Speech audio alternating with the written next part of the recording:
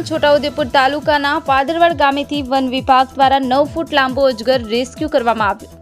છોટાઉદેપુર તાલુકાના પાદરવાડ ગામે ટેકરા ફળિયામાં રહેતા લાલુભાઈ ઈશ્વરભાઈ રાઠવાના ઘરમાં એક મસ્ત મોટો અજગર ભરાયો છે તેવી જાણ એક જાગૃત નાગરિકોને જાણ થતા